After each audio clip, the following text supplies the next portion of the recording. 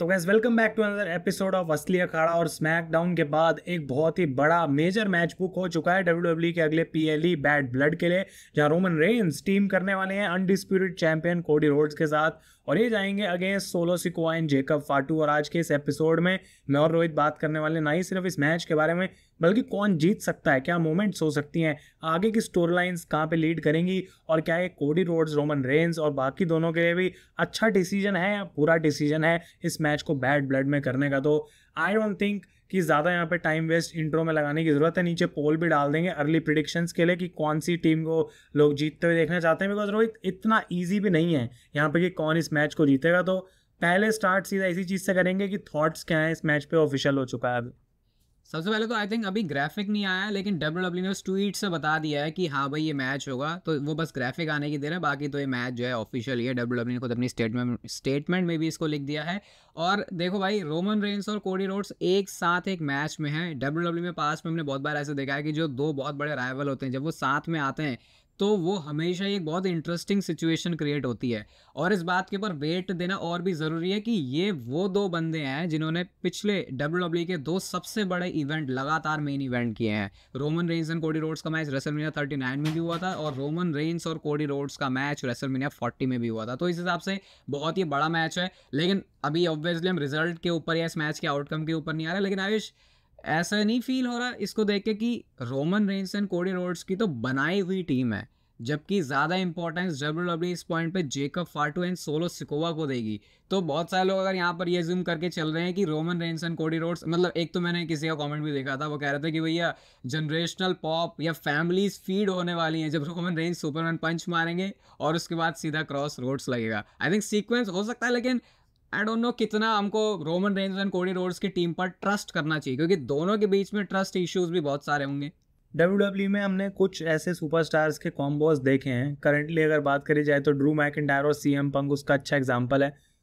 कि चाह के भी एक दूसरे से दूर नहीं रह सकते। अब ड्रू और पंक की तो स्टोरी है, लेकिन रोमन और कोडी का कुछ अलग सा रिलेशनशिप है। भले ये रिलेशनशिप कभी खोल के पब्लिक में कहीं बताया नहीं जाएगा, लेकिन ना चाहते हुए भी एक दूसरे के आमने सामने ही रहते हैं। अवॉइड नहीं कर सकते, बिकॉज 2-2.5 साल हो चुके हैं इनको एक साथ वो स्टोरी में इन्होंने काम किया है। तो ये मैच में अगर सीक्वेंस होगा तो आई एक्सपेक्ट कि ऐसा कुछ तो देखने को मिलेगा ही। लेकिन डिसीजन पे हम अभी आएंगे। जो इससे ज़्यादा इंपॉर्टेंट चीज़ है वो ये कि रोमन रेंस पहली बात तो अपनी एनिमी के साथ जो है वो टीम अप कर रहे हैं। चलो बेबी फेस है तो शायद एनिमी नहीं है, लेकिन रोहित जब से रोमन वापस आया कोडी के बारे में एग्जैक्ट हमें उनके मुँह से कुछ सुनने को नहीं मिला। तो अभी तक हमको ये भी नहीं पता कि कॉन्ट्रैक्ट सब कुछ साइन हो चुका है कि रोमन रेंस के थॉट्स क्या हैं कोडी रोड्स को, क्या वो उन चीज़ों के लिए माफ़ कर चुके हैं, क्या वो भूल चुके हैं किसने मुझे हराया था टाइटल के लिए।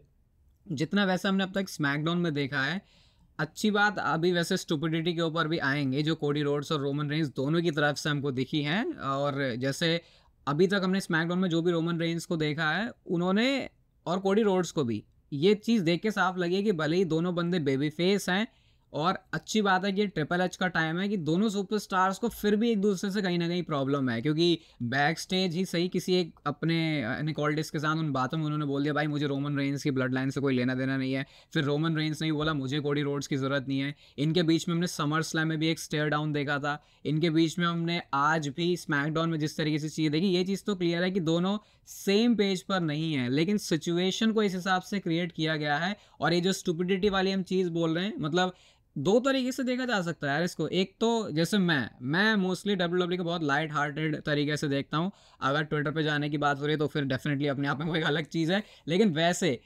इसको हम इसमें एक बहुत बढ़िया चीज़ हम पिक कर सकते हैं कि बकवास बात ये सबसे पहले तो बकवास बात है क्या, वो एक्सप्लेन कर देते हैं थोड़ा। कि पहले रोमन रेंस ने बोला मुझे कोडी की कोई ज़रूरत नहीं है, उसके बाद उन्होंने खुद कॉन्ट्रैक्ट पकड़ के साइन किया। और ज़्यादा जो बातें हैं वो पिक की जा रही हैं कोडी रोड्स के लिए, क्योंकि उनके कैरेक्टर में बहुत बार ऐसी पागल जैसी बातें बोल चुके हैं, जैसे केविन ओवेंस को मैच दे देना, इतना ज़्यादा गुड गाय बन के दिखाना। और आज भी उन्होंने वही किया, वो निकोल्डिस से बोलते हैं भाई मेरी कोई इंटेंशन नहीं है, उसके बाद उन्होंने पहले हाथ बढ़ाया और जो कॉन्ट्रैक्ट है उन्होंने वो साइन कर लिया। तो ये एक स्टूपिड साइड है जो कि हम इसको इस तरीके से देख सकते हैं। बट थोड़ा लंबा बोल दिया मैंने, लेकिन अच्छी बात यहाँ पे ये है कि एटलीस्ट कोडी ने ये तो नहीं किया भाई कि वो सीधा बोल रहे अरे रोमन तू आ गया, अरे तू तो अब थोड़ा अलग लग रहा है, तेरे चेहरे पे तो एक नूर आ गया है, तू तो अब गंदा बंदा कहीं से भी नहीं रहा। और आके बोला कि ले भाई मैं तेरा साथ दूंगा। अगर वो हो जाता भाई तो दीवार में 9 इंच की दीवार में इतना सिर में फोड़ता भाई कि दीवार गिरा देता वो। चलो बच गए भाई रोहित आज, नहीं तो पता नहीं क्या देखने को मिलता कल वीडियो में। लेकिन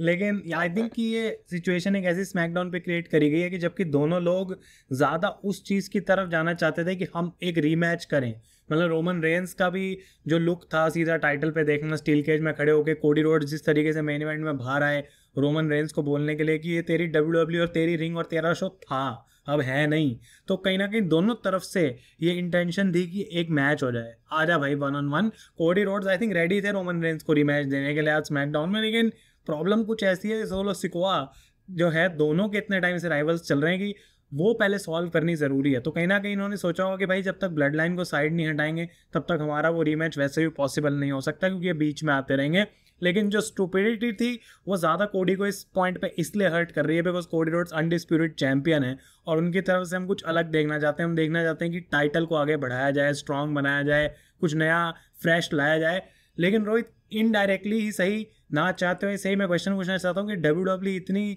मतलब ब्लाइंड है इस फैक्ट पे कि हमें फ़र्क नहीं पड़ता कोडी को टाइटल डिफेंड नहीं करना चाहिए, या वो सेफ खेल रहे हैं जानबूझ के कि हाँ भाई टाइटल डिफेंड ही नहीं होगा तो बच गया कोडी?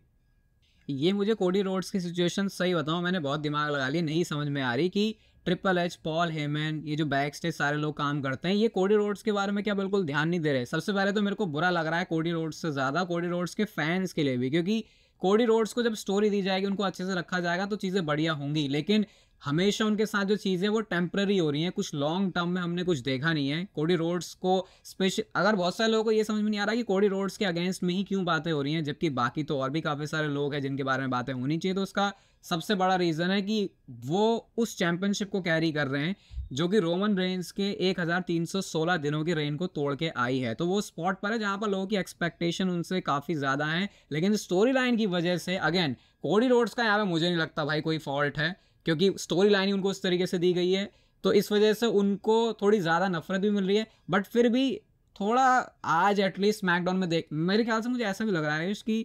हम क्योंकि पिछले 1-2 साल से ट्रिपल एच को WWE चलाते हुए देख रहे हैं और हम हमारी इंटेलिजेंस के साथ जस्टिफिकेशन किया है उन्होंने, ये नहीं कि भाई अगले दिन रिकोशे ब्रॉक लेसनर से लड़ रहे हैं फिर उसके बाद वो अचानक से 24/7 चैंपियनशिप के लिए जा रहे हैं। तो ये चीज़ अब WWE में नहीं होती, तो अब हमने जब ये चीज़ देखी तो हम उसमें ज़्यादा कमियां निकाल रहे हैं, जबकि थोड़ा लाइट नोट पे भी अगर चीज़ें देखें तो आज से 3-4 साल पहले भी ऐसे ही होता था। एक चीज़ मैं ये ज़रूर बोलूँगा कि भाई यहाँ पे ना इस पूरे सिचुएशन में ये बोलना भी आई डोंट नो कितना सही भी है कि ट्रिपल एच, क्योंकि हमें पता भी नहीं है बुकिंग ट्रिपल एच कर भी रहे हैं कि नहीं। बहुत ज़्यादा इस चीज़ का चांस है कि जो भी अभी ब्लड लाइन रोमन के साथ हो रहा है वो सब रॉक और ब्रायन गेविट्स और रोमन रेंस और पॉल हेमन उसके अंदर इन्वॉल्व है और लीड ले रहे हैं, चार्ज ले रहे हैं और उस डायरेक्शन में पहले ही उनको पता है कि करना क्या है। तो ट्रिपल एच भले ही वीकली बेसिस पे प्रोमोज और वो सब सेगमेंट्स को मैप आउट कर सकते हैं, लेकिन जो बिगर विजन है कि किस गोल की तरफ जाना है, वो may be the final boss rock background में बैठ के पूरी कहानी लिख रहे हैं। इसका कोई प्रूफ नहीं है, लेकिन आई थिंक कोडी रोड्स पहले वो स्टुपिडिटी करी, उसके बाद उनकी रेन को इशू हुआ। लेकिन एक और रीज़न जिसकी वजह से लोग कोडी रोड्स को थोड़ा उल्टा सीधा बोल रहे हैं, इसमें भी उनकी कोई गलती नहीं है, वो है जिमी ऊसो की जगह ले ली हो जैसे उन्होंने। क्योंकि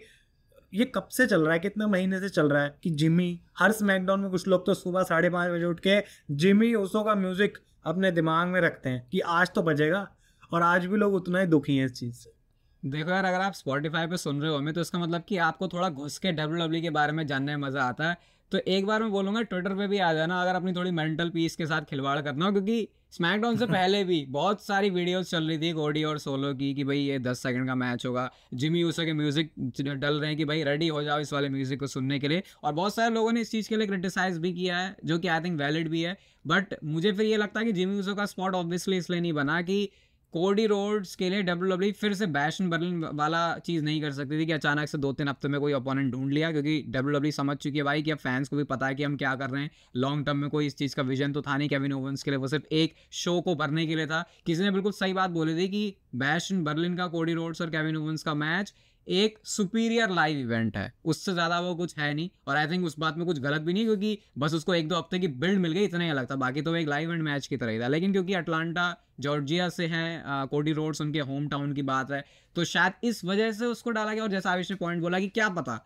हम बहुत जल्दी ओपिनियन अपना बना रहे हैं किसी आने वाली बड़ी स्टोरी के लिए, क्या पता बैड ब्लड का आउटकम कैसे होने वाला है, फिर हम बोलेंगे कि नहीं भाई यहाँ पे जिमी ऊसो नहीं कोडी रोड्स ही सेंस बनाता था। और मुश्किल है बहुत ज़्यादा इस आउटकम की हम बात करते हैं हम, क्योंकि ये टैग टीम मैच तो बना दिया गया है, लेकिन इस टैग टीम मैच में होगा क्या वो सोच के कुछ क्लैरिटी मेरे दिमाग में तो अभी नहीं आ रही कि हाँ भाई ये करेगी WWE, बिकॉज जबकि हाँ सर्वाइवर सीरीज़ के लिए कुछ चीज़ें रूमर करी जा रही हैं कि वो हमें देखने को मिल सकती हैं। पर जो सबसे बड़ा क्वेश्चन है, चलो भाई ठीक है मान सकते हैं कि ये मैच में भी एक क्लीन एंडिंग में ख़त्म ना हो, लेकिन इसको हम रोहित ऐसे 100% प्रिडिक्शन तो नहीं कर सकते कि हाँ भाई ये तो क्लीन ख़त्म होगा ही नहीं। लेकिन अगर इसको क्लीन ख़त्म करना है तो जीतेगा कौन, और अगर जो भी जीतेगा तो पिन कौन होगा, बिकॉज रोमन और कोडी को पिन होना तो मतलब भाई क्या कर दिया, जेकब फाटू को पिन तो कर ही नहीं सकते हैं, और सोलो सिकोआ तो ट्राइबल चीफ है, कितनी बार पहली पिन हो चुका है, तो अब क्या उसको फिर लपेटा जाएगा बैड ब्लड में।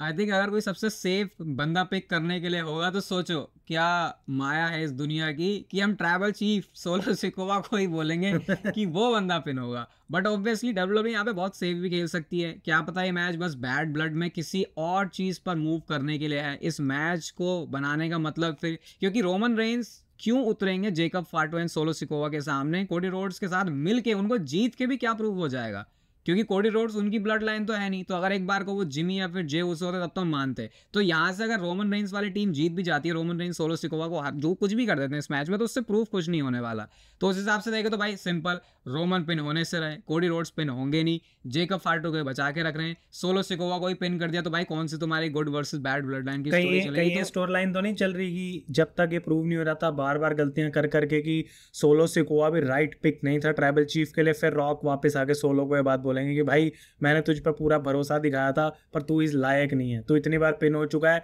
तेरे को ब्लड लाइन में टैग टीम टाइटल्स ही लेके आया, अपना टाइटल तो कभी जीत नहीं पाया, रोमन के सामने तूने अपनी बेइज्जती करा दी। लेकिन आई डोंट थिंक कि रॉक ऐसे पहले दिन आएंगे और पूरा भाई मतलब कहर मचा दिया सोलो के अगेंस्ट, रोमन के अगेंस्ट, मैं ही राजा हूँ यहाँ का। आई थिंक जिस हिसाब से स्टोरी है ज़्यादा चांस लग रहा है कि रॉक पहले कोडी और अनडिस्प्यूटेड चैंपियनशिप की तरफ जाएंगे, और हैवीली रूमर्ड है कि कोडी वर्सेस रोमन, कोडी वर्सेस रॉक होगा रेसलमेनिया में। तो इस मैच में सिग्निफिकेंस क्या है इस चीज़ की, कौन पिन हो रहा है? अगर सोलो सिकोआ पिन हो जाते हैं तो क्या ये ठीक है, बिकॉज सर्वाइवर सीरीज में फिर दोबारा मैच होगा, अगर वॉर गेम्स मैच, तो क्या इंटरेस्ट है भाई, मैं सोलो इतनी बार पिन हो चुका है तो कौन मानेगा कि ये जीत सकता है कुछ।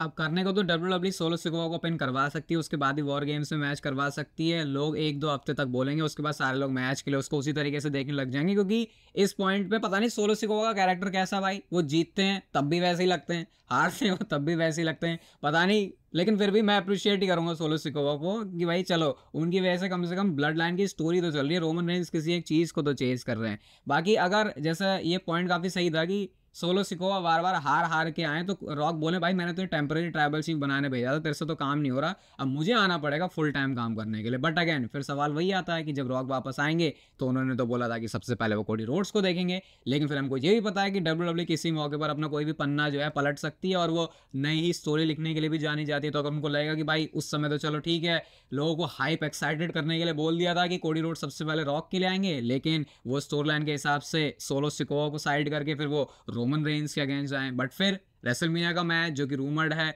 कोडी रोड्स वर्सेस रॉक का, तो उसमें प्रॉब्लम है। तो मेरे को सिंपली ये लग रहा है कि ये मैच बहुत सारे रीजन की वजह से सेट किया है कि कोडी को भी मौका मिल जाए, उसके बाद इसका कुछ अलग आउटकम होने वाला। मुझे लगता नहीं इस मैच के रिजल्ट से जिमी की हमने बात करी ना, जिमी की हमने बात करी कि वापस आना है वो, लेकिन वो कभी तो होना ही है। तो क्या ये नंबर्स गेम जो बैड ब्लड में against Roman Reigns and Cody Rhodes होगी, वो एक अच्छा पॉइंट है जहाँ finally Jimmy Uso Paul Heyman के साथ या फिर उस तरीके का कुछ देखने को मिले कि वापस आ रहे हैं और वो नंबर्स गेम फाइनली इवन हो रही है। बिकॉज जो मतलब नॉर्मल नेचुरल नेक्स्ट स्टेप है बैड ब्लड के बाद वो वॉर गेम्स मैच है, और वॉर गेम्स मैच में रोमन अकेले तो लड़ नहीं सकते, भगवान जाने क्या वॉर गेम्स में इस समय सैमी ज़ेन का रोल कोडी करेंगे इस साल ब्लड लाइन के साथ, लेकिन कोई तो और चाहिए रोमन को, और वो चीज़ पूरी करने के लिए पहला बंदा जो वापस आना ज़रूरी है वो जिमी है। बिकॉज जब तक जिमी वापस नहीं आता मैं जे और सैमी को तो देख भी नहीं सकता ब्लड लाइन के आसपास। अभी वॉर गेम्स है और आई थिंक उसके बीच में क्राउन जूल वाला इवेंट भी है, तो WWE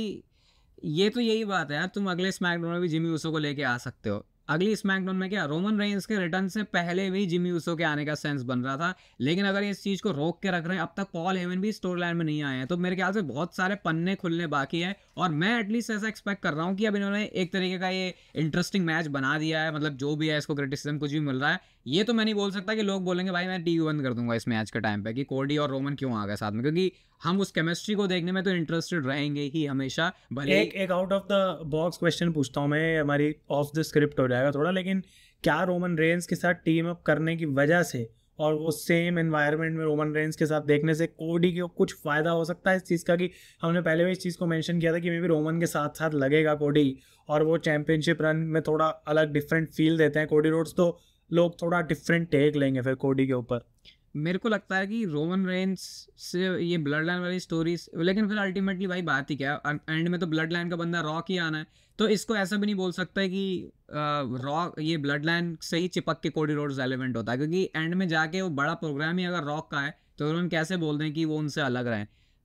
कोडी रोड्स को कुछ कर अपने, आई थिंक ठीक है नहीं टाइटल डिफेंड हो रहा, अपने कैरेक्टर में कुछ तो उनको लेयर्स डालनी पड़ेंगी। आज फिर भी थोड़ा आराम की बात है, मैं बोलूँगा उन्होंने जो भी थोड़े बहुत इंप्रूवमेंट किए, बट मैं डेफिनेटली इंटरेस्टेड हूँ आने वाले सारे स्मैकडाउन के शोज देखने के लिए। Hopefully Roman Reigns and Cody Rhodes दोनों आ रहे हैं वहाँ पे। और हमें एक फाइनल, क्योंकि भाई बोलने को तो 1 घंटा वो बोल लो, लेकिन जैसे जैसे प्रोग्रेशन होगा, अभी है ऑलमोस्ट 3 स्मैकडाउन पड़ी हैं, WWE काफ़ी कुछ दिखा सकती है, क्या पता स्टोरी में कोई ट्विस्ट आए और इस मैच में कुछ एडिशंस हो जाए, कोई कुछ भी हो सकता है, कोई स्टिपुलेशन आ जाए, तो उस पर हम बाद में भी बात करेंगे। लेकिन जाने से पहले फाइनली मैं ये पूछना चाहूँगा कि अगर अभी करंटली अर्ली प्रिडिक्शंस में बोल रहा हूँ कि कौन सी टीम फेवरेट दिख रही है, तो यार एक तरफ घूमेगी नीडल, या फिर हम कहेंगे नो रिजल्ट नो कॉन्टेस्ट, इस मैच का बेस्ट रिजल्ट है? देखो अर्ली प्रेडिक्शन करना वैसे बहुत इजी होता है, क्योंकि एक फाइनल प्रेडिक्शन के लिए भी स्लॉट हमारे पास ओपन रहता है, लेकिन यहाँ पे वो करना भी थोड़ा मुश्किल सा लग रहा है, क्योंकि रोमन और कोडी ये हार गए तो भाई पिन हो गया तो नहीं हार, मेरे ख्याल से डिस्क्वालिफिकेशन जैसा कुछ होने वाला है यहाँ पे। मेरे को नहीं लगता किसी एक तरफ में सुई झुका सकता हूँ, क्योंकि जेकब कैसे हारेंगे भाई, जेकब जिस टीम में वो कैसे तुम हरवा दोगे, और रोमन और कोडी वो भी फिर कैसे हार जाएंगे, मतलब तुम उन्हीं के सामने हार गए। तो मेरे को लगता है कुछ मतलब हो गया कुछ भी और पेपर पे आ गया नो कॉन्टेस्ट। और एक और चीज़ की भाई, ऑब्वियसली मैं एग्री करूँगा, आई डोंट थिंक कोई एक टीम में बोलूँ रोमन हार जाएगा तो भाई, या कोडी हार जाएगा, पिन हो जाएंगे, इम्पॉसिबल है। तो क्या इन सब रीजंस की वजह से, क्योंकि एक स्क्रू अप फिनिश है, no way this is the main event of Bad Blood? मैं तो भाई बस तुम वीडियो में ही देखना या पॉडकास्ट में आके सुनना, अगर ड्रू मैकिंटायर और सीएम पंक का मैच मेन इवेंट नहीं दिया इन्होंने, बस इतना ही बोलूंगा भाई मैं तो भाई बॉम्ब्स ड्रॉप होने वाले हैं, बहुत कुछ हो सकता है, लेकिन आप लोग नीचे पोल में अपने वोट देना, वो अर्ली प्रिडिक्शंस के लिए कि कौन सी टीम आपके हिसाब से यहाँ पे जीतेगी। नो रिजल्ट का भी एक ऑप्शन डाल देंगे भाई, क्योंकि वो सेंस बनाता है इस पूरी चीज़ के अंदर गाइस। तो अगर आपने यहाँ तक सुना इस एपिसोड को, स्पॉटिफाई पे हमें फॉलो ज़रूर कर लें नोटिफिकेशंस के लिए, और रेट करना एपिसोड को ना भूलें, वो काफ़ी हमें हेल्प करता है। और हम आपसे मिलेंगे बहुत ही जल्दी in the next episode of असली अखाड़ा।